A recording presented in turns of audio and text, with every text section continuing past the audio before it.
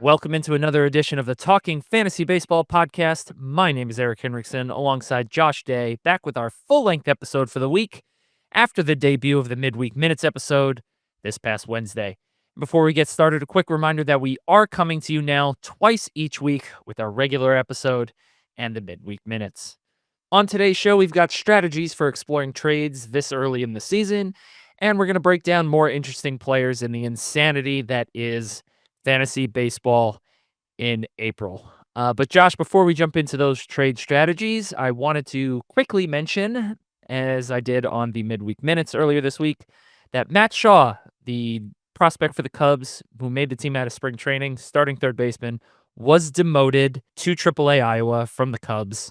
So I just wanted to get your thoughts on Matt Shaw and the thoughts on the demotion, because I know that you and I were both investors in him.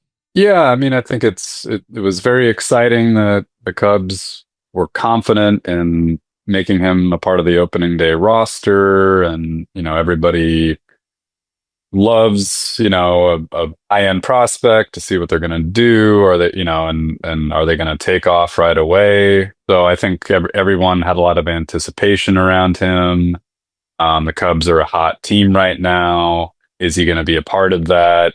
And I guess we discovered the answer is no.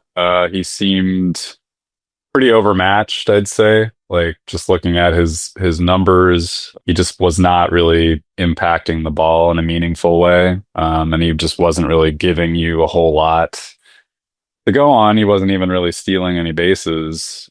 From my understanding, his swing really needs to be retooled. Like, there's just like a lot of moving parts. And I'm just not sure from that perspective that it's just going to be a quick turnaround. So I know that you and I both cut him in our respective 10 and 12 team leagues, which are also keeper leagues. So I think that actually says quite a bit about what we think about his value for right now.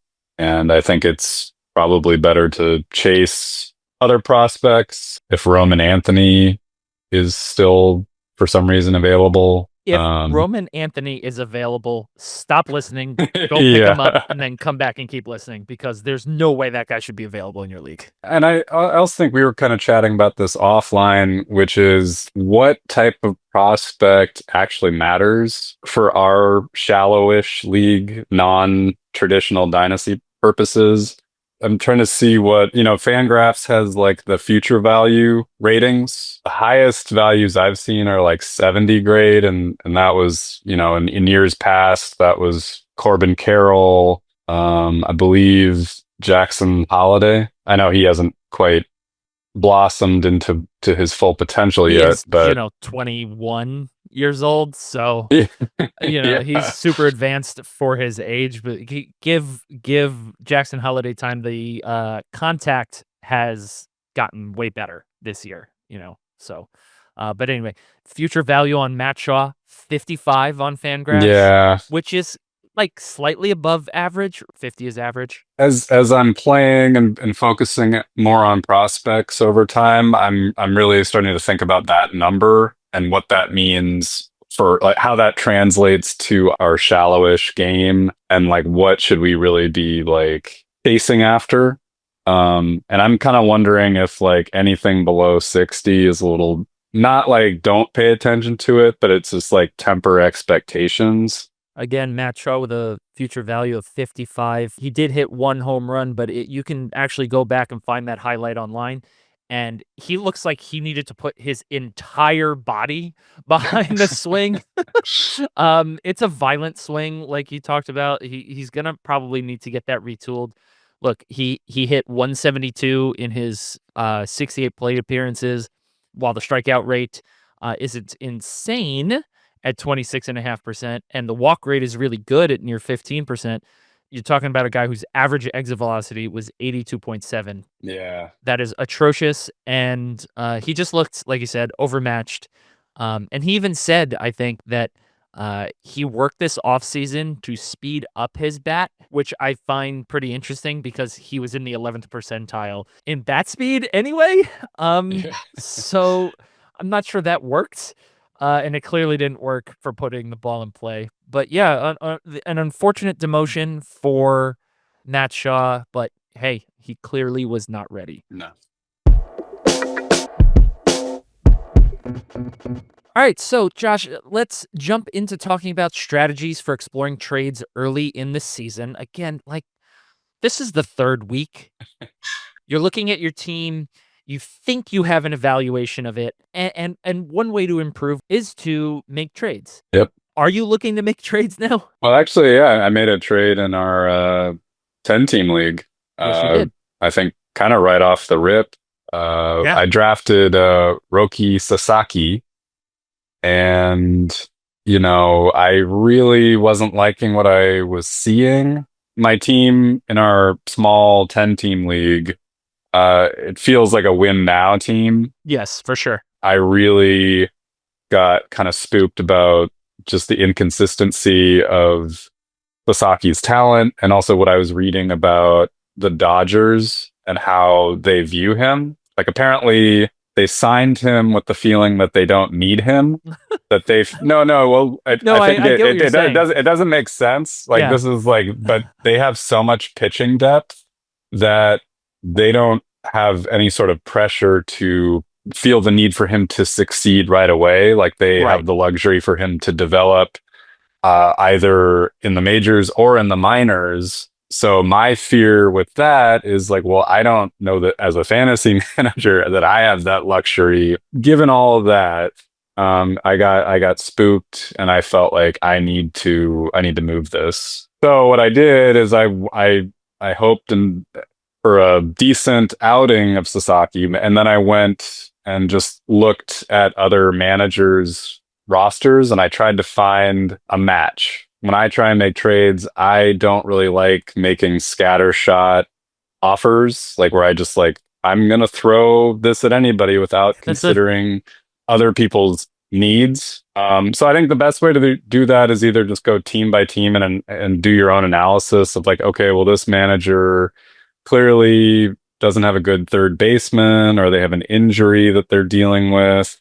And then I also look for like, well, what do I need? I need pitching. I want to replace Sasaki. So then I look for, maybe like a pitcher that's maybe a little shaky out of the gate. So, I try and evaluate that way. Honestly, I think the best way to get a trade done is by either getting somebody a correspondence over text messaging, or better yet, on someone on the phone. Because then you can really kind of see where people are at. Like if you can test frustration levels, like if you want to buy low. Anyway, for this example of my trade, I found a manager that had Pablo Lopez. I think he's a really solid pitcher. He'd be perfect for my team. He was a little rocky out of the gate, but not such a disaster. And then I noticed this manager needed, I think it was like a second baseman or a third baseman. I don't know. So I paired Jordan Westberg. I already had Christian Campbell. So that's a bit of a gambit right there. Campbell's unproven, but to some extent, so is Westberg. So yeah, I offered Westberg and Sasaki for Pablo Lopez, and that was a go. Yeah, with no back and forth, which I think is really Nope. impressive. In that process, are you formulating your offers any differently just because it's the beginning of the year versus the end, like middle of the season and near the trade deadline? I do wonder if it's more risky making trades at the top of the season, especially for unproven players, because we don't know. There's so much noise with all the stats right now. It's hard to determine, what is sustainable and what is a hot streak. So in some ways, if you're like, oh my God, I need to get Tyler Soderstrom, I'm going to give you Rafi Devers, I'm going to give you, X, Y, and Z proven player, you can end up with a pile of sand, like maybe Soderstrom burns out. We don't know. But I do think there's a danger in that, with just chasing the shiny new toy versus sticking with a proven slumping dud. About chasing the potential breakout, but Shane Baz is Yeah. somebody that I have made offers for. My offer in our 10-team league, and you know who has him in our 10-team league, Yep. was Max Meyer and Gavin Williams for Shane Baz, which I thought was not a bad offer. Like that's actually maybe a little bit of an overpay considering Williams' ceiling and Myers might have the same ceiling. Yeah. It's a bit of an unknown on my end, but I'm also getting back an unknown asset in Baz because all he's been is hurt his entire major Yep. league career, right?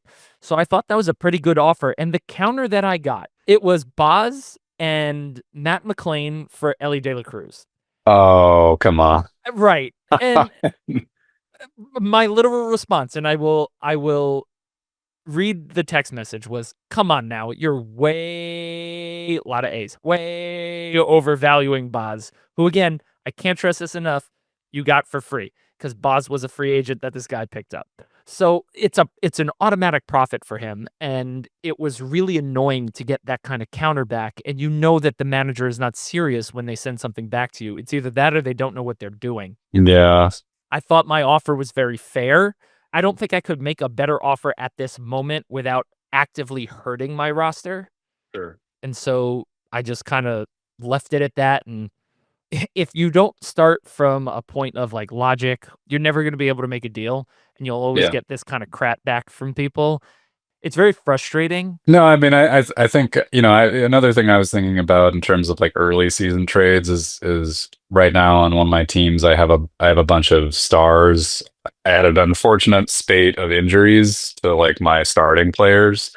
I mean, luckily they're not long-term injuries, but they're about to come back in a week or so. And since then I've accumulated some interesting players. So instead of dumping players that are off to a hot start, I've been just making people offers. A lot of it's been rejected. As you say, I think people they're holding on. Maybe they're being a little more conservative right now. But if you do have a surplus of talent, it's worth at least trying. One of the things I've done on both of my teams is I've accumulated a lot of pitching because Yeah. I was not thrilled with my pitching coming out of the draft. So I aggressively pursued any breakout pitchers. And in one of the leagues, I'm short a hitter. So I'm looking to deal the pitching for hitting. And you can't tell me that everybody in the league has good pitching. And I know for a fact they don't. But, and I'm not aiming for, like, I need a second baseman because Ketel Marte is hurt, right? So Yeah. I'm actively looking for just a temporary replacement at second base that's better than what's on the waiver wire. And I'm willing to deal, the back end pitchers on my roster for that because that's all I'm getting is a back end player. Right. That's all I'm looking for. And then when I get, will you trade James Wood for Xander Bogaerts? It's like, no, I won't, because that's not even a trade I would entertain, even if I desperately needed a second baseman for the rest of the season. Yeah. So when you're approaching these trades early in the year, be aware that people, just like people evaluating free agents and making rash roster decisions as far as ad drops, people make silly counteroffers and evaluations when looking at your trade offers at this time of Yeah. the season too. Also, I would say, please do not start offers to people with players you're obviously probably going to drop. One of the worst offers I've received this season so far was Jason Adam. And this is in a saves lead. So there's really no reason to roster Jason Adam. And Isak Paredes for Spencer Schwellenbach. And that was just like I received that and I was like, I don't even know what to do with this. Just a non-starter. Yeah. And it's just like I don't even know how to counter this. Okay, if you're interested in a player, don't send an offer like that. Ping the manager, text, call, email, whatever. Message them in the app. If the app that you use has messaging, Facebook, however, reach out to them and be like, hey, I'm interested in this player. What might you need to start the conversation to acquire this player? And you and I have had that exact conversation, and we have done that. And some of my favorite trades have been small, meaningless deals with you just because we like certain players and we're just flipping players back and forth to each other. Or there have been deals where it takes us 4 or 5 days, but we work it out and we get a good deal that we're both happy with. Quickly comes to mind, one of my favorite trades ever was trading you Jazz Chisholm for Alex Kirilloff. Now, in hindsight, awful deal, but at the time it was great. It was so simple and easy, and we just got it done. Oh, I think one of our biggest blockbuster trades was so like 2018 or so. It was like Jose Ramirez for Ah, Luis Severino. yeah, yeah. That's how I ended up with J Ram, isn't it? In the keeper league. No, no, No. Oh, I you got got J J Ram. Ram from you, Oh man. and then Yeah. I rode the wave, and then I gave up hope in him during his forgotten horrible season. I can't Right. remember which season. I don't know if it was like 2020 or And I think I traded you Glaber Torres. yeah. Yeah. So you got him back, and you Yeah. I had him for 4 years to keep in our keeper league, and you know, I yeah. named my team after him, J Ramrod. Great team name. But oh man, yeah, that was a great trade, and the Kirilloff and Chisholm trade. And then I remember one of the ones that took us a while to put together was a Giolito and Woodruff deal. Those were the centerpieces. Yeah, yeah. Again, hindsight, man. Oof. Yeah, I should have listened to my gut on that one. Yeah, that one was I held that one up because I was like, man, I don't know. But anyway, just to quickly sum it up, if you're looking to make deals at this point in the season, be prepared for nonsense coming back at your way. Don't propose nonsense. And again, maintain your evaluation of players that you had 3 weeks ago before the season started because we're 3 weeks in. Don't go too crazy. And that kind of brings us to our next segment, which is April Insanity and Interesting Players. So this is the time of year where player evaluations just can swing in 2 seconds, right? 2 days can turn around numbers and change the perception of a player. Look at Pete Crow Armstrong right now. Everybody's in love with him. 4 days ago, nobody wanted anything to do with him. 50 at bats, 3 starts. That's about what we're talking about for players right now. And so you can easily forget what made you evaluate them a certain way during the draft season. So, with that said, let's look at some players who are altering our perceptions. They're hypnotizing us, if you will, with their fancy StatCast pages and good surface level numbers at the same time. So, let's start with some pitchers. We've got this week's darling, Tyler Mahle. We've got Shane Baz, Mackenzie Gore, and Hunter Green. I think everyone's anointed Hunter Green the new ace of aces in fantasy because he's somehow throwing harder. JD, how are you looking at these 4? Have they altered your perspective? I know you picked up Mahle, and you can address that Sure. for your reasons why. But yeah, let's talk about these 4. Well, I mean, they're all, I guess, interesting for different reasons. I think what one thing that's interesting to me is that they all have sort of a red flag of durability. I think they've all spent time on the IL. Baz, I believe, had Tommy John. Tyler Mahle had Tommy John. Yep. Gore had the back issues. Hunter Green had Tommy John and countless other arm issues. So Yep. yeah, this is like unintentionally a group of 4 injured pitchers, which might be hard to make a group of 4 pitchers without Yeah, injuries. right.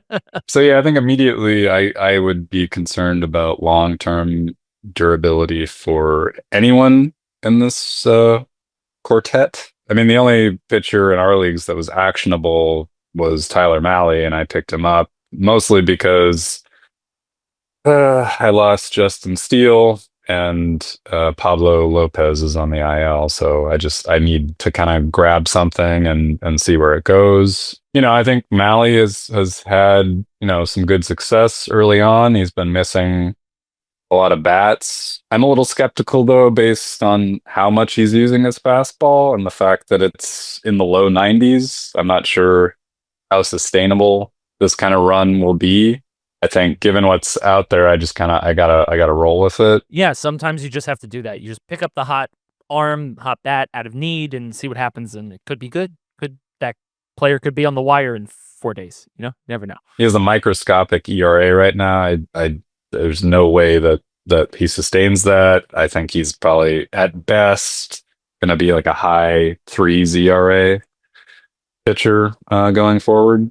I'll see where he goes. It's definitely trial by fire this Sunday when he faces Los Angeles Dodgers. So Oh yeah.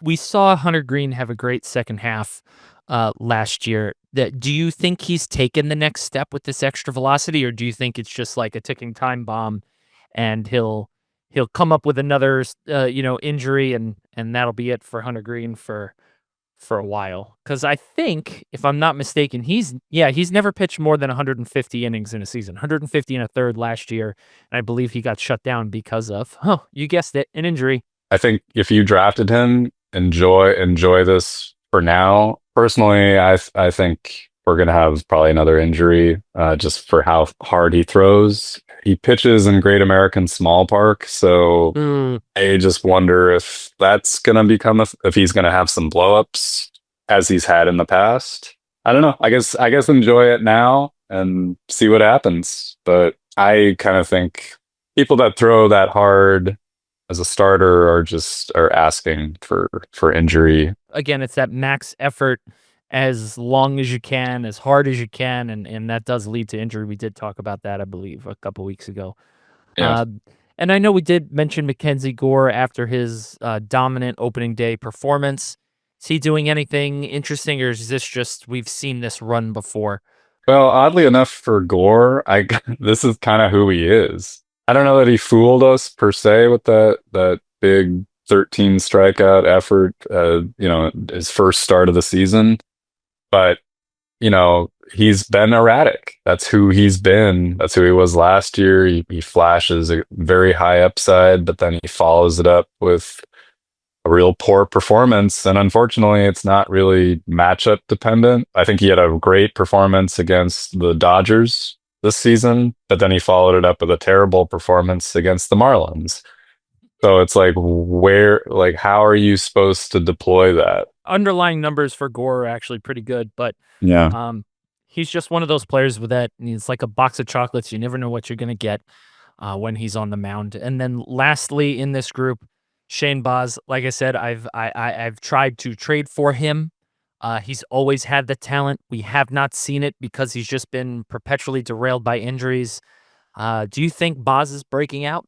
I think we're seeing his upside right now. I do worry about his health. I'm a little skeptical about his durability. Also, he hasn't pitched a whole lot of innings, so I don't know how long. I don't know what kind of leash he's going to have. I don't know what kind of length he's going to have this season, especially with the Rays. Oh, God. They're so frustrating. Also, I've read that, he's doing most of his damage with the curveball right now, and his fastball actually isn't that great. So I wouldn't trade the farm for him, but sure, if you picked him up, enjoy it. If you can get him for a decent price, yeah, why not? All right, so I think the consensus here is beware of Mahle, beware of Baz, beware of Gore, beware of just beware of these guys, right? Because you got injury, and box of chocolates. So let's move on to hitters now. We've got Tyler Soderstrom, Ben Rice, Jung-Hoo Lee, and Brendan Donovan. So, Josh, what do you think of these guys? Is what they're doing enough to alter our perception of them and change their value? Yeah, I mean, I do have a share of Ben Rice. Out of all these guys, though, I'm probably most disappointed about missing Soderstrom. Yeah. Just because I think what he's doing, just the really low K rate, his good walk rate, the BABIP isn't out of control. Also he has a very high prospect pedigree. So this one just seems like it might be onto something. Again, it could be nothing if we remember Jared Kelenic from a couple seasons ago. We don't know. But this one, to me, just looking under the hood, seems like the most, this is the breakout. But I do really like what Ben Rice is doing. The quality of contact he makes. I think he has shown improvements over last season. And also it's kind of interesting because he's not like a top prospect, but I was reading something that the Yankees have been big believers in Ben Rice back to his collegiate days, I believe at Dartmouth. And this was back during COVID, so there wasn't a lot of data on these players. So when the Yankees when it came time to draft, they knew a lot of teams didn't have a lot of data on him so that they could wait to draft him into the later rounds. We'll see. I think there's a lot of, I'm not sure he's going to hit to this average. There's also a lot of question marks of, what's going to happen when Giancarlo Stanton comes back and where is he going to play? I think, if he's hitting, they'll find a way to get him in there. But, I think there's just a lot more questions around him than perhaps Tyler Soderstrom. But I don't know. Definitely, I'm not mad at what I've been getting so far from Ben Rice. No, I wouldn't be. I will say both of these guys, to me, their biggest red flag is looking at their contact percentage. Both of them have a contact percentage below 80%. League average, I believe, is 80%. So Yeah. they're just still slightly below average in the amount of contact they're making. So you have to be cognizant of the fact that the league may adjust to them and the adjustments that they've made coming into this season. They could fall off, maybe instead of, Soderstrom's XBA right now is 317. Uh, he may hit, 260 Mhm. rest of season, rather than over 300. And Ben Rice, whose XBA is checks notes. This can't be right, but it is. 343. Yeah. There's no way. I'm sorry. He's not going to maintain a batting average No. 17, which is where he's currently at, and he's not going to hit his expected batting average of 343 either. So, just be aware that unless they start making more contact, you may see a change in performance from these two. That doesn't mean that they won't have any value. It just means that the level that they're maintaining right now, they won't maintain going forward. But the other two on this list, Jung Hoo Lee, Brendan Donovan, what have you seen from these two? Have they altered your perspective on them coming into the season? Because I'll be honest, Brendan Donovan was not someone I was thinking about. Great positional eligibility, not really useful outside of 2 hot weeks every season to me. Yeah. Jung Hoo Lee, I really didn't know much about other than he's coming off of a shoulder injury. I'll start with Lee. I think he's a bit forgotten because he was a very hyped Korean player that the Giants signed last season. Unfortunately, he had season-ending shoulder surgery very early on, so he didn't really have enough time to show us who he is as a player, and thus there was no hype for him outside of maybe really deep fantasy heads. But I think he's doing what a lot of people expected him to do. He's going to hit for average. He's prototypical leadoff guy. He's going to get on base a lot. He's going to have a good average.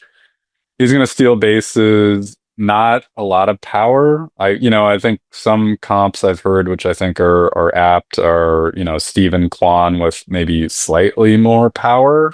The home runs he hit, what was it, last week? I think some of that's a bit of a mirage. The 2-homer game he had at Yankee Stadium, I think one of them was that wouldn't have been out in any any other park. Yeah.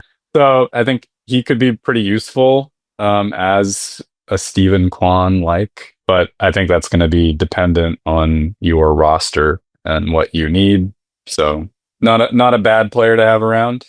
Brendan Donovan, to be honest, I haven't really thought about him much because it just feels like he's doing what Brendan Donovan always does, which is pop off hot at the top of the season and then nobody remembers him on draft day. I've seen him do this before. This feels like Yeah. Brendan Donovan's hot at the beginning of every season, and then Brendan Donovan becomes Brendan Donovan, which is a guy with a barrel percent below 6%. And he's going to hit under 300. And I see no improvement anywhere other than what looks like an inflated barrel rate currently because it's, again, April 18th when we're recording this. So Yeah. 3 weeks into the season. He has a 4.13 BABIP right now. And it looks like he's just doing exactly what he did last season for a lot of the other peripheral numbers. So yeah, this just looks like a hot start. Yeah, I think it's just a hot start for him. And then Jung Hoo Lee, I actually passed on picking him up last week because I do think he has a high chance of becoming just an empty batting average. Something between Stephen Kwan and Masataka Yoshida. Yeah. The last two players that I have here on the list that are the big names to stash at the moment are Zebby Matthews on the pitching side and Nick Kurtz on the hitting side. We talked earlier in the pod about the future value on Fangraphs when evaluating prospects and to see what kind of impact they might have in the major leagues when they first come up. Now, I say when they first come up because players can develop at the major league level and shed that future value number. If we look at Zebby Matthews first, he's got a future value of 45, but he changed his skill set since that number was assigned to him. He's throwing harder now, right? And I think he's added a pitch. So what do you see out of Zebby Matthews that might be changing your perspective of him? Well, I mean, his K9 is really great, and he's not walking a lot of people in AAA right now. And I actually picked him up in our 12-team league. There's value at this point in the season in just chasing and stashing like a high upside pitcher. To what end, we don't know, but I think it's just worth kind of chasing that upside. So, seeing that he is, generating a lot of strikeouts, that he's made discernible changes, and that it's working, and also that the Twins potentially have a spot for him. I think it's worth, investing the roster stash on him. Zebby might be on that like George Kirby kind of level of control. He's never walked guys in the minor leagues. I mean, his highest walk was actually last year when he made his major league debut at 2.63 walks per 9. So look, Zebby Matthews, if he's out there, stash him. I bet he's up before May 1st. Let's move over to the batter's box and talk about Nick Kurtz, who sort of had the like Wyatt Langford treatment here. He was drafted 4th overall last year in the first-year player draft by the Athletics. He's got a future value of 55. He's played a total of, let me do the math real quick, 17, 7s, 24, and 12, 36. He's played 41 games in the minor leagues, and all he does is mash. Now, the hurdle to bringing him up is the Athletics don't have any spot for him currently, but the indicators are there because Brent Rooker's playing the outfield. They've come out and said that they may try Soderstrom at third base. So that would open up DH and first base for Nick Kurtz. Has Nick Kurtz done anything as a top-end draft pick? We always like to look at that too, right? A high-end draft pick. Has he done anything to change your perception or get you excited about him for this season? Just like looking at his numbers, I know he's known for power. I just kind of wonder if I don't even know. His raw power is 65, so I just wonder how that's going to translate with such little experience, to major league pitching. And I also just wonder if he's kind of riding the contrail winds of Tyler Soderstrom. Like looking at his projections, it's like 230 with 10 home runs. I don't know if that's going to be useful to like a lot of people. I mean, sorry to be a damper, but ouch. Yeah, especially because I have Nick Kurtz stashed in our 12-team league. Not that I need him in that league, but trying to use him as a trade chip at some point. Yeah. I don't know. I think whenever a guy skyrockets through the minor leagues and really doesn't look challenged at any level, you have to have some level of interest. If I look at Wyatt Langford, I mean, did a similar thing, but Langford has a future value of 65, not 55. But he's a big boy. He's 6'5", 240. If he's already got the bat to ball skills, I bet on that size. That's a big boy. Left-handed power bat. I don't know. I'm big on Nick Kurtz. We'll see, because he will get the call as well sooner rather than later. Both Nick Kurtz and Zebby Matthews in the not-so-distant future, maybe before May 1st. We shall see.